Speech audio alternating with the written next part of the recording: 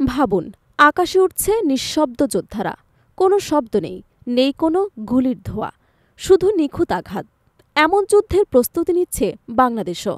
চীনের সঙ্গে হাতে হাত মিলিয়ে তৈরি হচ্ছে ড্রোন কারখানা, যেখানে গড়ে উঠবে আকাশের নতুন রণযান। বিশ্বজুড়ে এখন চলছে গেম অফ ড্রোনস। শক্তিশালী দেশগুলো একে একে তৈরি করছে নানা সক্ষমতার ড্রোন যুদ্ধ। কেউ নজরদারির জন্য, কেউ আক্রমণের জন্য। প্রতিটি মডেলই নতুনভাবে পাল্টে দিচ্ছে যুদ্ধক্ষেত্রের সমীকরণ। এই বৈশ্বিক প্রতিযোগিতার ময়দানে এবার নাম লেখাচ্ছে বাংলাদেশও। দেশের মাটিতেই তৈরি হতে যাচ্ছে আধুনিক সামরিক ড্রোন, যার মাধ্যমে প্রতিরক্ষার সক্ষমতায় যুক্ত হবে এক নতুন অধ্যায়। চীনের সঙ্গে যৌথ উদ্যোগে ড্রোন উৎপাদন কারখানা স্থাপন করতে যাচ্ছে বাংলাদেশ বিমান বাহিনী। প্রযুক্তি হস্তান্তর চুক্তির আওতায় এই প্রকল্প বাস্তবায়ন হচ্ছে। কয়েকটি নির্ভরযোগ্য সূত্র জানিয়েছে, চলতি বছরের ডিসেম্বরের মধ্যেই প্লান্ট স্থাপনের কাজ সম্পন্ন হবে বলে আশা করছে সংশ্লিষ্ট কর্মকর্তারা। এই উদ্যোগকে বাংলাদেশের প্রতিরক্ষা শিল্পে এক ঐতিহাসিক মাইলফলক হিসেবে দেখা হচ্ছে। শুধু ড্রোন নয়, চীন বাংলাদেশে একটি বিমান ওভারহোলিং সেন্টার স্থাপনের প্রস্তাবও দিয়েছে, যাতে দেশের ভেতরেই সামরিক বিমানের রক্ষণাবেক্ষণ এবং উন্নয়ন সম্ভব হয়। জানা গেছে, গত সেপ্টেম্বরে বাংলাদেশ বিনিয়োগ উন্নয়ন কর্তৃপক্ষ এর নির্বাহী চেয়ারম্যান চৌধুরী আশিক মাহমুদ বিন হারুনের সভাপতিত্বে অনুষ্ঠিত একটি গুরুত্বপূর্ণ বৈঠকে এই প্রস্তাবগুলো নিয়ে আলোচনা হয়। বৈঠকের কার্যবিবরণীতে উল্লেখ ছিল, বিশেষায়িত ডিফেন্স ইকোনমিক জোন গঠনের পরিকল্পনা করা হচ্ছে, যেখানে সরকারি, বেসরকারি এবং বিদেশি বিনিয়োগের মাধ্যমে সামরিক এবং আধাসামরিক বাহিনীর প্রয়োজনীয় সরঞ্জাম দেশীয়ভাবে উৎপাদন করা হবে।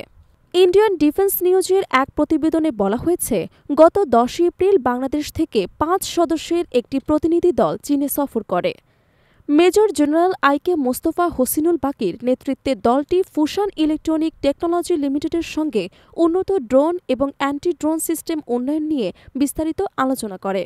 এই সফরের মূল উদ্দেশ্য ছিল প্রযুক্তি হস্তান্তরের সম্ভাবনা যাচাই এবং বাংলাদেশে দেশীয়ভাবে এমন ড্রোন তৈরির রূপরেখা তৈরি করা। গত বছরের আগস্টে ড. ইউনূসের নেতৃত্বাধীন অন্তর্বর্তীকালীন সরকার দায়িত্ব নেওয়ার পর থেকেই প্রতিরক্ষা খাতে বড় ধরনের পরিবর্তন দেখা যাচ্ছে। সামরিক আধুনিকায়নে জোর দেওয়া হয়েছে, বিশেষ করে চীনের সঙ্গে কৌশলগত সহযোগিতার ক্ষেত্রগুলোতে। অস্ত্র ক্রয়, সামরিক অবকাঠামো নির্মাণ থেকে শুরু করে যৌথ গবেষণা এবং প্রযুক্তি হস্তান্তর, সব দিকেই এই অংশীদারিত্ব দ্রুত গভীর হচ্ছে। এরই ধারাবাহিকতায় সম্প্রতি চীনের কাছ থেকে 20টি জে-10সি যুদ্ধবিমান কেনার পরিকল্পনার খবরও আলোচনায় আসে। আর তার পরপরই ঘোষণা আসে ড্রোন কারখানা স্থাপনের, যা নিঃসন্দেহে বাংলাদেশের আকাশ প্রতিরক্ষায় এক যুগান্তকারী পদক্ষেপ। বিশ্লেষকরা বলছেন, আধুনিক যুদ্ধে ড্রোনই এখন অন্যতম গেম চেঞ্জার। যে দেশ এই প্রযুক্তির সর্বোচ্চ ব্যবহার করতে পারে, সেই যুদ্ধক্ষেত্রে প্রাধান্য পায়। বিশ্বের বিভিন্ন দেশ যখন আকাশে আধিপত্য বিস্তারের প্রতিযোগিতায় মেতেছে, তখন বাংলাদেশও এবার প্রবেশ করছে সেই উচ্চ প্রযুক্তির অঙ্গনে।